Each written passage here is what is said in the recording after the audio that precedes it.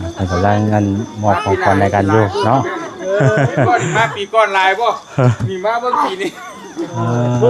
ปีละสองปีละสามสวัสดีเด้อสวัสดี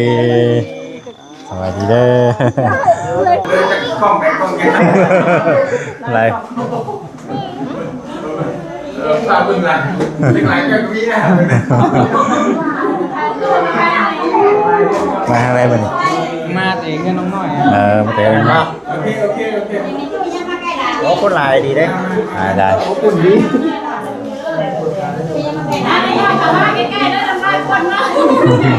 ยักษ์กระบายมา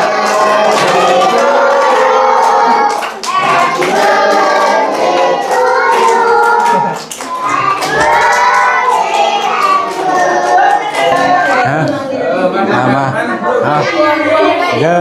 ผู้แคนดีบันเด้อดีแห้งสายวันเกิดวันเกิดจะดีไม่แห้ง ลายเนี่ยกินน้ำกันไก่เด้อ โดย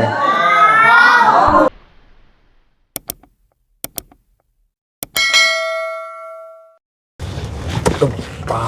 จุกพี่น้องเลยเนาะ ถูกพี่ถูกผมป่ะ ทางบ้านเฮานี่เป็นแล้วนี่เลยพี่น้องเลยหอดยามฝ่ายามฝนโอ้ยเนาะยามฝนตกแห้งกะพลาดพี่น้องเลยปัญญามมันแห้งครับโอ้จิตตัวความ โอ้ยเนาะเพื่อสิเทมาหอดพี่ทางเบตงกันพี่น้องเอ้ยเอาจังไหนก็คอยเฮ็ดคอยเทไปเรื่อยๆเนาะแต่ละปีไอ้กูเฮาบ่เฮ็ดพี่น้องเอ้ยปีนี้ก็ถือว่าเพิ่นหยุดแล้วปีนี้เนาะกำลังเดินทางกลับบ้านเด้อพี่น้องเด้อเนาะเอากลับทักทายสบายดีเด้อพี่น้องสบายดีเบิดสู่คนพอๆกับซองเบาแซนตอนยามค่ำๆเนาะตอนนี้ก็เป็นเวลา20:16 นาทีพี่น้องเอ้ยโอ้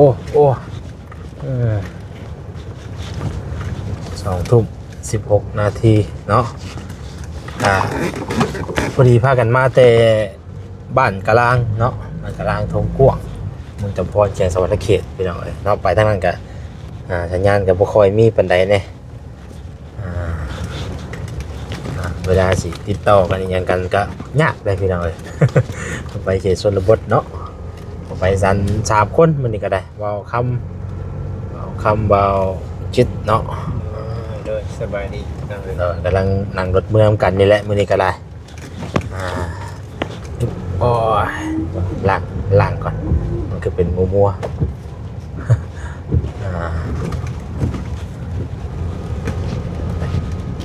จังได๋ล่ะเป็นตั้งแต่คืนบ่เนาะ คืน เป็นมัวพี่น้องเลย แกฮอดบ้านเลยแกจะคนเดือนเลย พี่น้องสำหรับคลิปนี้ก็ยังบ่ทันฮอดบ้านเลยพี่น้องเนาะยังบ่ฮอดบ้านจะแวะอันเฮือนบ่เตียงก่อนเนาะมีทางบ่เตียงเพิ่นแชทมาบอกพี่น้องว่าบ่แซนว่าซั่นได้ออกไปเวียกไปงานอยู่บ่ว่าซั่นนะพี่น้องเนาะถ้าว่ากลับเข้ามาคันคือว่าบ่ค่าเวียกค่างานหยังก็แวะนั่งเด็ดอยู่เฮือนเด้อว่าซั่นนะพอดีวันเกิดลูกสาวเพิ่นน้องเนาะวันเกิดน้องหยังนะเจนนี่บ่เจนนี่น้องยูริเนาะสิวัน บิวตี้มันเอื้อย ยูริเจนนี่เนาะลูกสาวเพิ่นพี่น้องลูกสาวบ่เตียงนั่นแหละพี่น้องวันเกิดลูกสาวบ่เตียงไอ้บ่กล้าบ่แม่นบ่กล้าวันเกิดลูกสาวเพิ่นพี่น้องมื้อนี้ก็ได้เนาะเฮาก็ยังบ่ทันได้กลับบ้านเนาะก็จะได้แวะเด้อพี่น้องแวะนั่งเล่นโอลมกันซะก่อนจังสิได้กลับเนาะเด็กๆน้อยๆพี่น้องตอนนี้ก็เป็นเวลาก็ร่วงแหละเนาะ20:00 ปลาย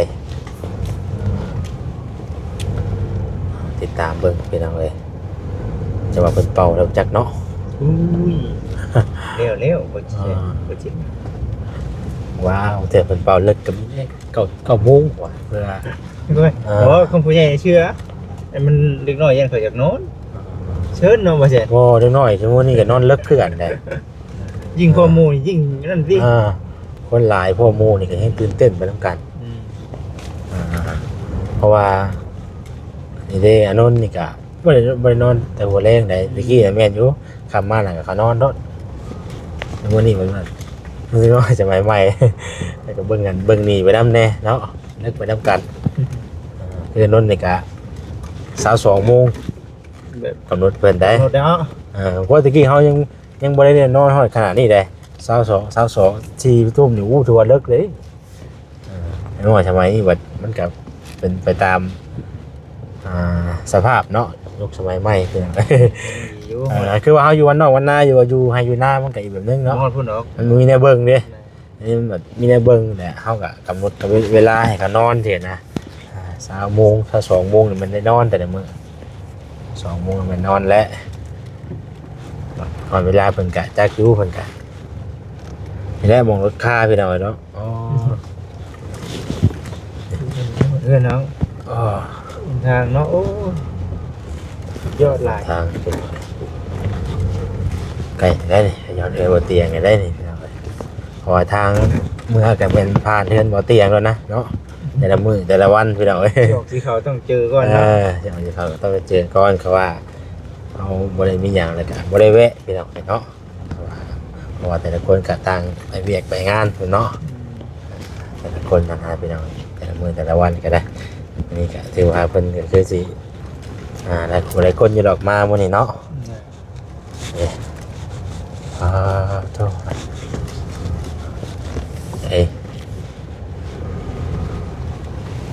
มีคนมาแล้วว่าจะมากิน เดี๋ยวนี้ให้ตื่น ไปว่ายังอยู่ได้ก่อนยังตัวเลขอยู่ได้ก่อน 8 โมงนี่ได้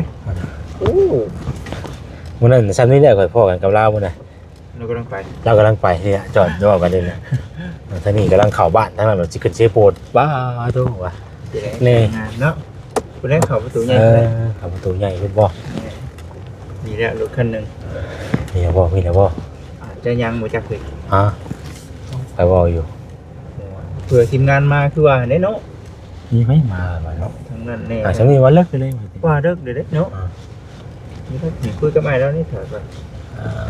เฮ้ยนี่ใช่ใช่นี่ มาจอดอยู่ บังก้นไม้พี่ บัง เนาะ ต้นไม้ไปเลยเนาะจะได้เข้าวันนี้เข้าวัน ขอไปเล่นกันกับหมู่นี่แหละไปเลย เข้าไปได้บ่เข้าไปได้บ่ ไม่เข้าเลย มาจอดฟังผมเนาะ หลุด%กายเลยบ่แฮงเลยเนาะ เข้าได้บ่เข้าได้บ่ เอาเลย%ได้อยู่ได้อยู่ มาจอดอยู่ในอยู่เนาะเอาไปคือว่าเจอตัวงั้นเนาะว้าว โอ้ส่วนมากเพิ่นจะขี่จากมาเด้เดี๋ยวเพิ่นอยู่บ้าน อึ๊บเจ้า มาเด้อมาเด้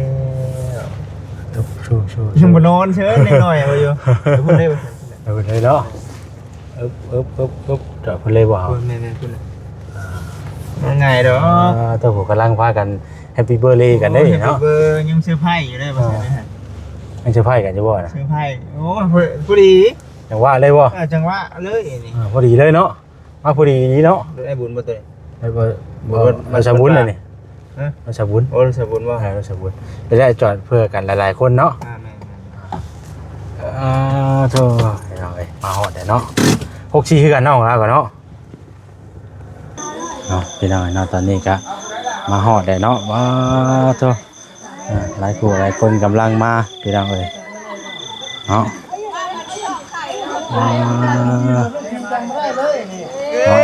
กำลังกันนี่เนาะกำลังกันมอบของขวัญในการอยู่เนาะ มาปีก่อนลายบ่มีมาเบิ่งปีนี้ปีละ2ปีละ3 สวัสดีเด้อสวัสดีเด้อ จะให้ไปไหนคนเลย เอาละคิดว่าเด็กน้อยสินอนไว้เนาะเป็นไปนี่แฮงตื่นเต้นเนาะเด็กน้อยขึ้นเลย ไปหน่อยให้ตื่นเต้นได้เห็นกันหลายคน ไปเป่าเค้กเด็กน้อยไปยันไปจังนอนเลย เราเป็นจีอยากนอนได้เนาะ อูมานี่อูมานี่อูมานี่ ไปดูหลังไปเลยป้า มากันหลายผู้หลายคนเนาะมื้อนี้ก็ได้ไ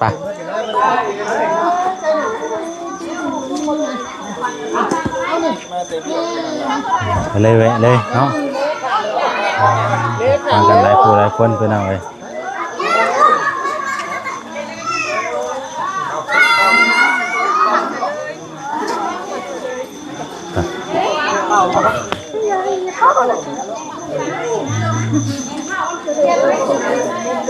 สวัสดีได้เด้อ สวัสดีได้ลูกมานำบ่ ได้ลูกมานำ ไปเนาะมันบอกเค้กเลยว่ะ ดีเป็นเลยเนาะ บอกเค้กเลย สบายดีเป็นอยู่เลย สบายดี สวัสดีกำลังมาฮอดกัน กับลูกยูทูบเบอ มา ร์ กันมาแต่ มาแต่บ้านกะลัง โอ้บ้าน บ้านอะไรบ้านกะลัง บ้านใดน่ะ บ้านกะลังทงพ่วง เอาบ้านเลยเอาเดือดตายแน่เด้อ เห็นเลยเนาะ อาล่างแถวใด ทางบ้านนั่นน้องฝรั่งเด้จะเคยไปบ่ ฝรั่ง2คนฮะ สาม นั่นแหละไปเขตใดเขตของน้องๆฮะแม่นไปหั่นแหละ เอาแวะไปหั่น อยากไปอยู่ มีโอกาสกลับไปนํกัน เฮ็ดน่ะเพิ่นไปเป่าเค้กในละบ้านน่ะไปสบายไปเด้อสบายดีไปเนาะไปเข้ามาในสิเนาะมีฮอดห้องเล่นน้อยๆเนาะ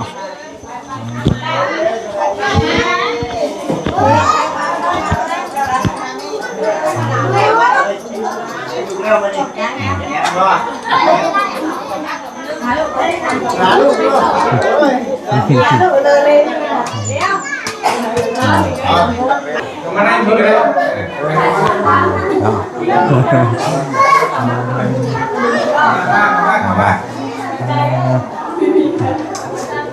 เงียบเขาเนาะ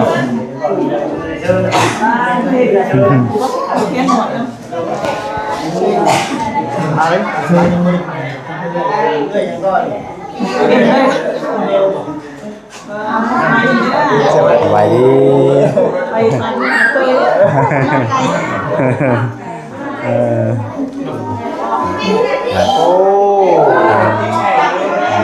เอาอย่างไรพี่น้องไว้เนาะจำซื้อมันก็ได้เคยเห็นเพิ่นอยู่ที่ตามเพิ่นอยู่เนาะเอาอย่างก็ลืมซื้อไปละสาวน้อยสาวน้อยไปติดตามเพิ่นอยู่อาจารย์ติดตามเพิ่นอยู่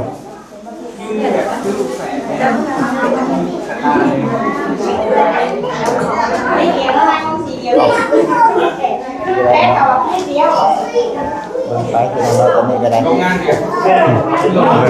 มาบรรยากาศวันเกิด ดูบรรยากาศแล้วกันไปเนาะ น้องนี่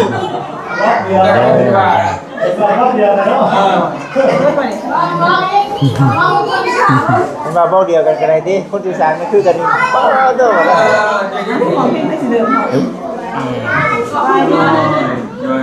เรื่องสบายดีเนาะสบายดีเรื่องเรื่องจะคล่องแคล่องแคล่ว อะไร ทราบเรื่องอะไรเรื่องอะไรก็มีนะ มาอะไรบ้างนี่ มาเองกับน้องน้อย มาเตะกันเนาะ โอเค โอ้คนหลายดีได้ ได้ โอ้คุณดี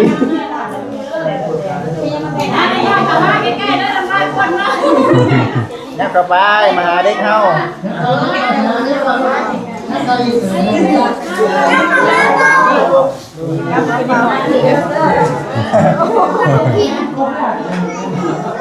ไปหาไอ้เพื่อนมาเพ็กเอาเลยขับไปแนวเฮ็ดแนวไปเป็นงานนิดหน่อยเนาะ นั่นนี่หน่อย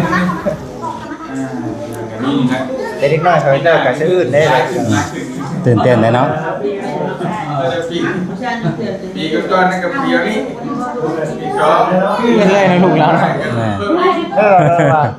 ถ้าคนที่สามมาคือกันอีกมันจะแค่แล้วอ่ะ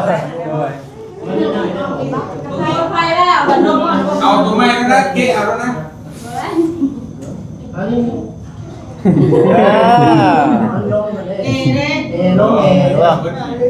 เย็นเนาะ มันซื่นโอ้หมดเลย ได้เดี๋ยว มาคื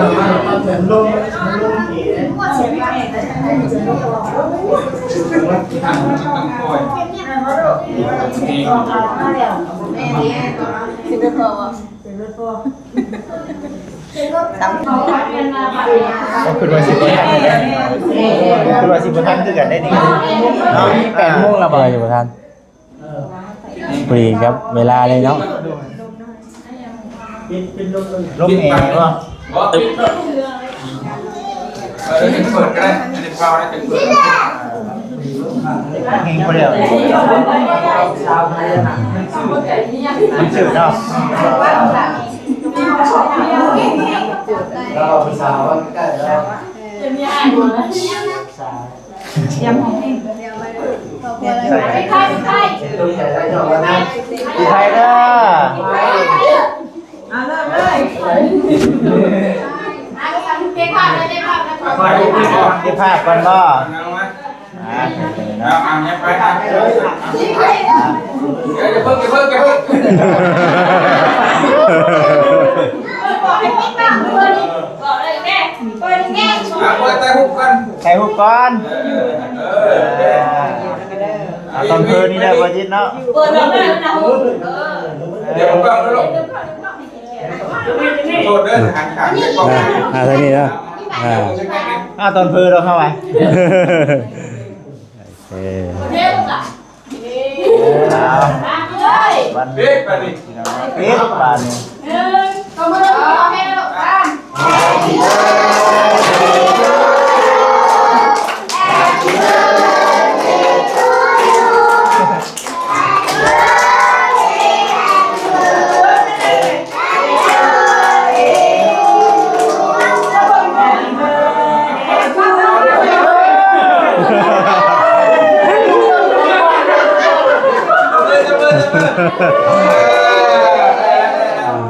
ง่ายกันเบาอยู่เนาะ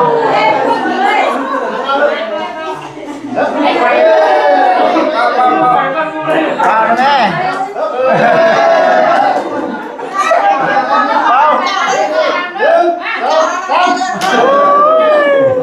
อันนี้ก็อยากเปล่าเนาะ ไม่ได้แล้วมันจะเบาเบาแล้ว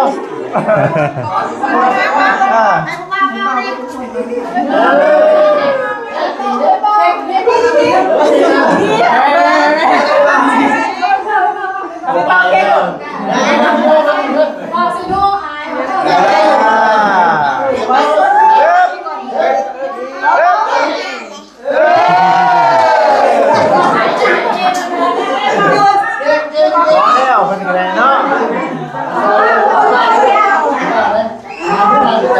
เอ้ยทำไม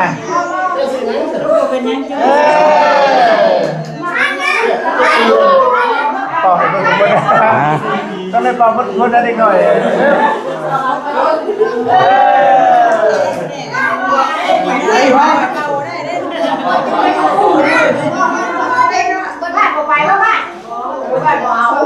เอาเนี้ยเราเรียบมาว่า เกิดในเป่าทุกคน จะของได้ป่ะเนี่ยเป็นปัญหา เอาแล้ว ได้ เป่า เจ็บเลย ใน อย่าได้ป่ะนี่ เป่าแล้ว ป่าแล้วป่าผู้นี่ เป่าแล้วตื่นได้ ได้ป่ะอันนี้ พาหันไหลเนาะ เจ็บเลยวะเจ็บครับดีใจเอาเกยใจน้อยงูน้อย ใจเย็นลูกใจเย็นกันนะครับ ไหนมั้ง เอาอะไรอยู่ยืนเอา วนเฉยไปเข้าไป เอาไปไวๆแล้วเนาะ เฮ้ยมันจะไปไป ใจดี โน่ไม่จะได้ไม่เอาเลยหวังไม่มีโอกาสได้เข้าบอกคนเดือดได้ชมคนเดียว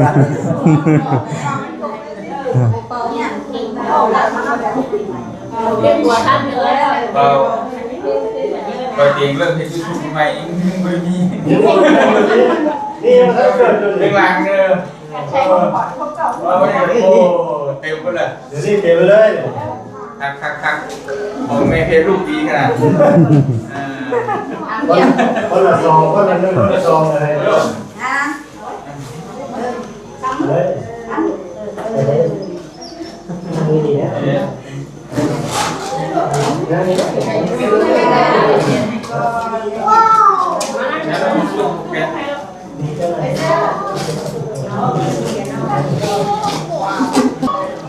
ไปดูกันของคนในร้านไปที่ไหนเนาะร้า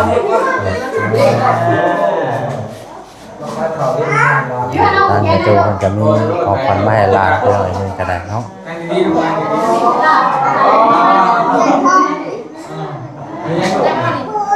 มาจักนะดู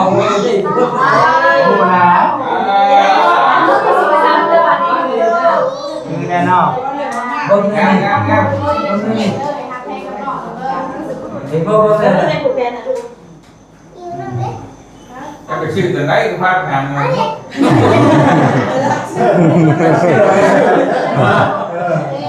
พาไปหาหมอทุกเมื่ออยู่เรื่องเลย บ้านโน้นอะไร ไ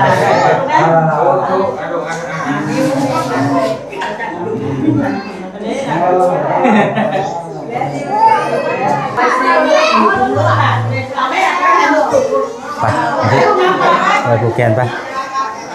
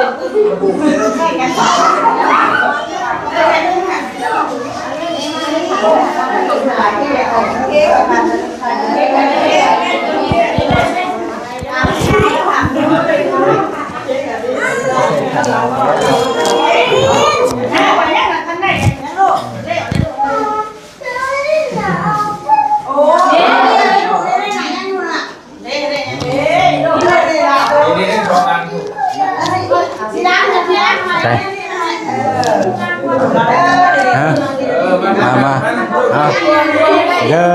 ผูกแขนดีมันเด้อดีแห้งสายวันเกิดวันเกิดอยู่ดีแห้งโดย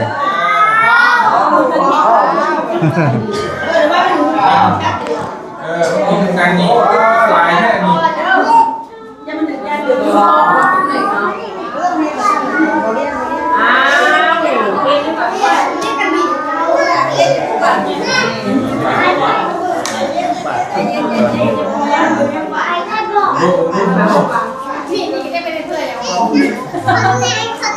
เค้กก้อนใหญ่ไปลองเลยเนาะ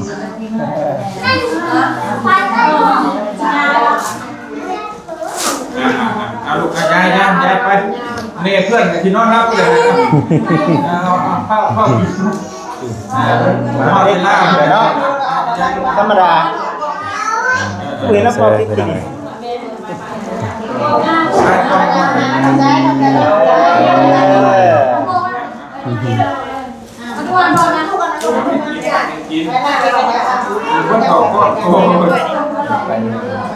ห่อนเท่าไหร่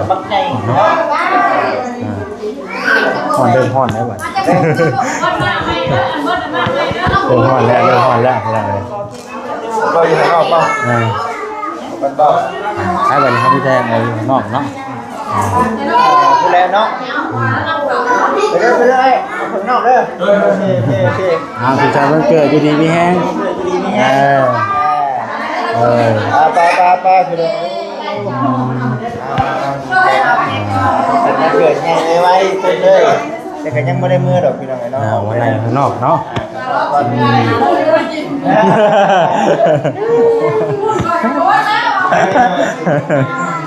อุ้ยเกี่ยวยังเลยออกมานั่งอยู่ข้างนอกถ่าเนาะก็สิได้พากันกินข้าวกินน้ำบัดนี้พี่น้องเอ้ยเอ้าเอาดีสบายดีเด้อทางเบาลีพี่น้องเอ้ยเนาะมันกันละมา สวัสดีสวัสดีป้าด้วยเอายาว